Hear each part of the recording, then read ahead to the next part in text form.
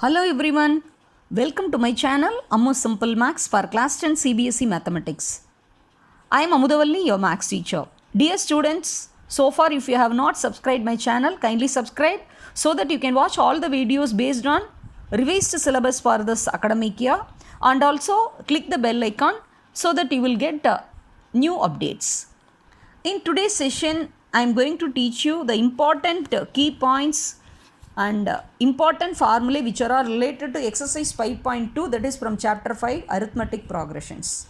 Okay, the first and the very important formula is finding the nth term, that is the general term or the last term of the arithmetic progression, which has first term as a and the common difference d, that is given by the formula an. So an means nth term of AP, that is given by the formula a plus n minus 1 into d. And even for finding the last term, suppose the AP has up to 51 terms, the AP has 100 terms, that means that a 100th term will be the last term. So the last term also can be computed by the same formula a plus n minus 1 into d.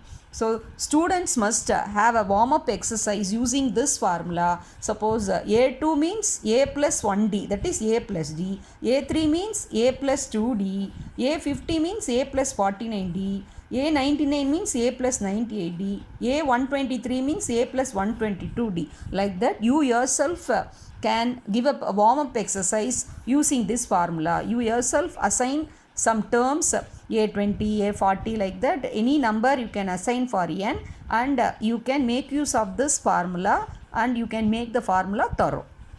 Okay, the next one is the nth term from the last term of the AP, whose first term is a and the common difference d is given by l minus n minus 1 into d. This formula it really helps you to save the time in solving the questions. For example, AP starts like this: 5, 7, 9, 11 up to 415.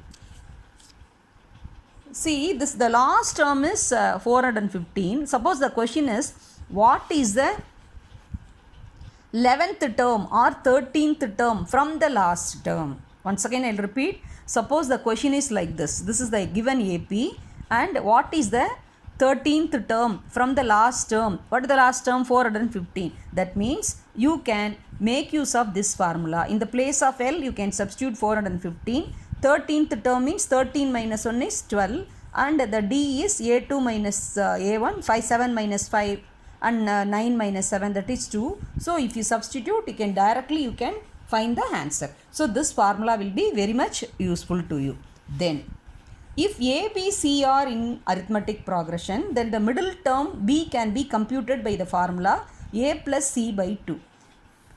Then the B is the average of extremes. These A and C are known as extremes, and B is the middle term. Or in simple words, you can say the B is the arithmetic mean of A and C, that is the ordinary average. You have to add both the extreme terms A and C, and you have to divide by 2. That is called arithmetic mean of A and C. See, here I have given you some examples: 7, 15, 23. This is an AP with the common difference 8. Say 15 minus 7, it is 8. Okay, in that case, suppose the middle term is missing, means you can find out the middle term B by adding these two numbers and divide by 2. That means we are finding the arithmetic mean of the extremes. So 7 plus 23, 30. 30 by 2, that gives 15. So 15 is the middle term. And the second example also you can look at: 25, 50, 75. Suppose the middle term is missing, means you can find out the middle term B by adding the extremes and dividing by 2. That means you can find the middle term by finding the average of the extreme numbers. So 75 plus 25, that is 100. 100 divided by 2 is 50. 50 is the middle term. So this formula also very important. This also you can learn by heart. Next, how to find the middle term of the AP which has n terms?